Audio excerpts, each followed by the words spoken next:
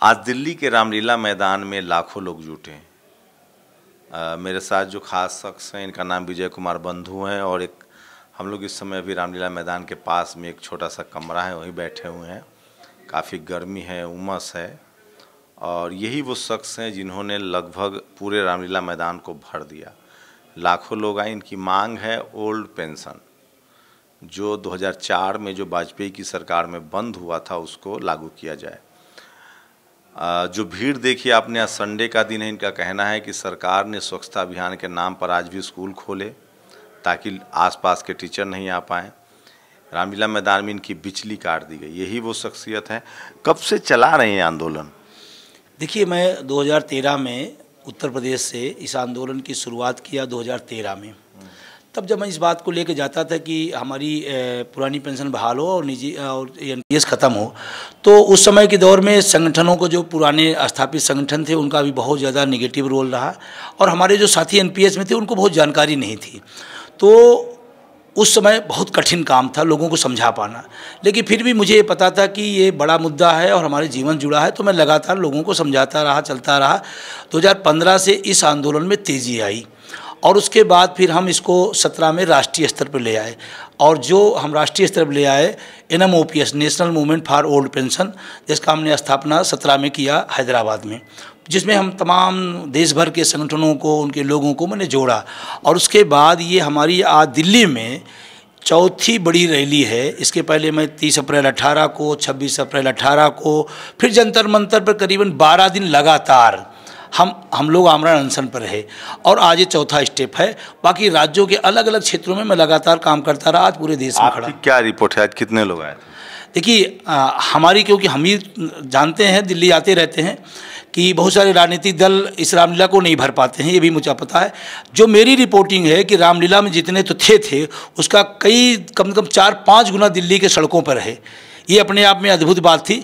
शायद अगर रिपोर्टिंग हो जाती, जो मेन मीडिया जिसको बोला जाता है, तो आज हिंदुस्तान नहीं, पूरी दुनिया के कर्मचारी यूनियन की सबसे विशालतम रैली थी। पूरे दुनिया के ट्रेड यूनियन की सबसे बड़ी रैली थी। बिल्कुल, पूरी। किस तरह की तकलीफें हुई? आज सोचा, आप कह रहे थे स्कूल खोल दिया गया। देखिए, पहली बात तो इस रैली को रोकने के जितने उपाय हुए हैं शासन प्रशासन से, सब किए गए और फिर लास्ट आते आते 2-3 चीज़ें बहुत अहम हुई। पहला क्या हुआ कि 1 तारीख को स्वच्छता अभियान के नाम पर, संडे का दिन, रविवार, हमारी मतलब हमारी वो अवकाश जो हमारा है वो बहुत ही मूलभूत चीज़ है और उसके रविवार के दिन स्वच्छता के नाम पर स्कूल खोले गए, अवकाश निरस्त किए गए और उस पर लोगों की ड्यूटियां लगाई गई चेक करने के लिए, अधिकारियों को लगाया गया चेक करने के लिए। दूसरी बात, रामलीला मैदान में पानी नहीं था और 2 दिन से लगातार, कहाँ से आया, क्यों आया मुझे नहीं पता, पूरा पानी भर गया। जहाँ हम कुर्सियाँ नहीं लगा सकते थे, मैं टाट पट्टी नहीं बिछा सकता था। तीसरा काम, जो चलो ठीक है आपने पीछे जो किया, आपको बता दें कि जानकारी के लिए कि उसमें हमें अनुमति देने में 4 दिन देरी की गई, अंतिम समय तक दी गई और 4 दिन इतना प्रज्वलित किया गया कि मैं सोचता हूं कि ये लोकतंत्र है। उस लोकतंत्र में अपनी बात कहने के लिए हमको कितना पापड़ बेलना पड़ रहा है। इससे बेहतर तो अंग्रेज थे, जो तमाम हमारे क्रांतिकारियों को धरना प्रदर्शन, आज़ादी आंदोलन की छूट थी। बहुत पीड़ा हुई, चलो उसको भी हमने बर्दाश्त किया, चलो ठीक है हम करते हैं, क्योंकि हम लाखों लोगों को इन्वाइट किए थे।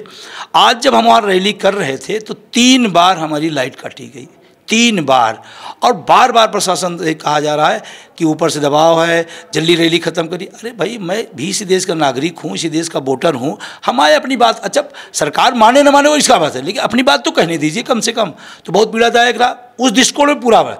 लेकिन उसके उलट लोगों का जो जुहूम, लोगों का जो उम्माद, जो उत्साह, और कन्याकुमारी से कश्मीर तक एक भी स्टेट नहीं बचा जहाँ से कर्मचारी ना आया। सिक्किम जैसा बहुत छोटा सा राज्य है, 1000 लोग आना, असम, तमिलनाडु, आपका हैदराबाद, तेलंगाना कह लीजिए, हिंदुस्तान के कोई कोना हो, हाँ अधिकतम जो हमारे मध्य प्रदेश हो, आपका उत्तर प्रदेश हो, हरियाणा हो, विशालतम संख्या में लोग इन राज्यों से आए। सरकार से आज की रैली है, टीवी अखबार ने नहीं दिखाया, इसका आपको मतलब तकलीफ है? पूरी तरह तकलीफ है। मैंने इस बात को मन से कहा क्योंकि मैं पॉलिटिकल साइंस का स्टूडेंट हूँ, उसका टीचर हूँ, इलाहाबाद यूनिवर्सिटी का प्रोडक्ट हूँ।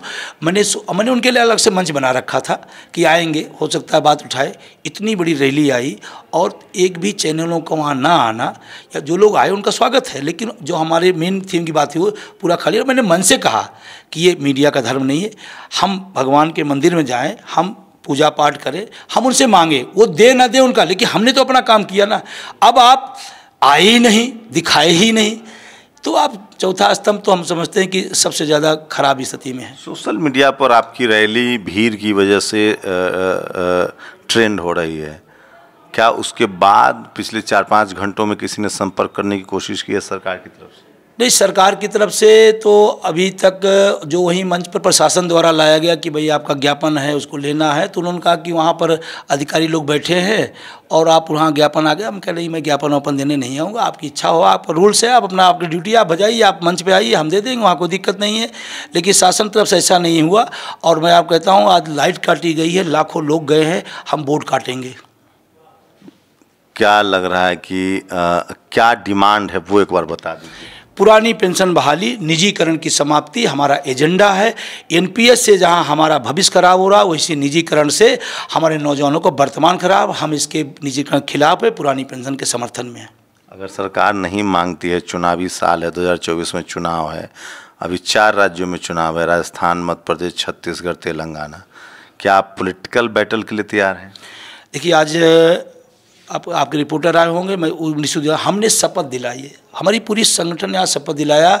हमने धरती माँ का, माँ बाप का, भगवान का, जो भी हम लोग मानते हैं, हाथ उठा कर करेंगे, हम उसी को वोट करेंगे जो पुरानी पेंशन की बात करेगा, उसको बहाल करेगा, जो निजी का साथ। ये पूरा रामलीला मैदान में सामूहिक रूप से शपथ ली गई है और उसके बाद एक नारा दिया गया, वोट फॉर ओपीएस हम चलाएंगे। विपक्षी दलों के ट्वीट्स आ रहे हैं, वो तो लगता है कि आपकी मांग से सहमत है। हाँ, विपक्षी लोगों का आ रहा है लगातार और वो सहमत भी हैं। कई सारे जनप्रतिनिधि भी वहाँ पर आए, उन्होंने अपना समर्थन व्यक्त किया। और जो लोग आए, जिन्होंने समर्थन किया, मैं उनका धन्यवाद देता हूँ, शुक्रिया देता हूँ। साथ एक निवेदन भी करता हूँ कि अगर आप हमारे समर्थन में हैं तो आप इस मुद्दे की गहराई को समझिए और इस मुद्दे को समझिए कि ये कितना बड़ा मुद्दा है। और मैं तो कहता हूँ 24 का सबसे बड़ा मुद्दा है पुरानी पेंशन। कई राज्यों में चुनाव हुए हैं, उसमें भी आप लोग को लेकर कुछ कह रहे थे, आपकी कर्नाटक और राजस्थान। देखिए, मैंने वोट फॉर ओपीएस शुरुआत किया, कई राज्यों में, झारखंड में हमने पलटी है इसी वोट फॉर ओपीएस ताकत से।